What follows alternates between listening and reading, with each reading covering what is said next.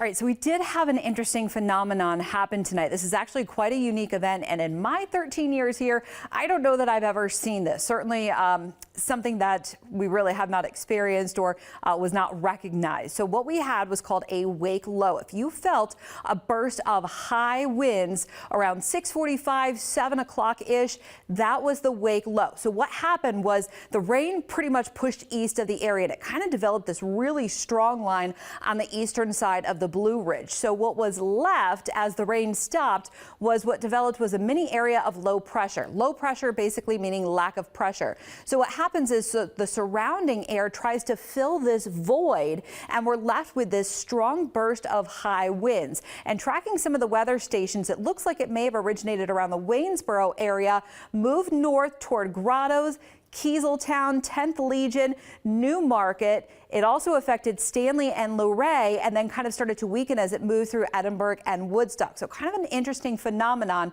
So what's characterized by this is a strong drop in pressure, typically behind a strong line of storms. Often we see this behind a squall line of storms. We did not have storms, but we had heavy rain that strengthened off to the east, and that led to that burst of high wind. So also what you'll notice if you have a home weather station, if you noticed a significant rise in temperature of about maybe 5 to 10 degrees, maybe around 6:45, 7 o'clock tonight, that was the wake low. So if we take a look at winds above the surface, at about 6,500 feet, winds were really being estimated at about 75 to 100 miles an hour. Not all of that makes its way to the ground, but if you notice this little kind of really kind of jetty of high winds, that's that velocity, that strong wind that moved through from southern Rockingham County through around the New Market area, Stanley Page County, and into Shenandoah County. So kind of a fascinating event. I've got more on that on WHSV.com. And if we look at one of our weather stations in Kieseltown, you could see that sharp rise in temperature,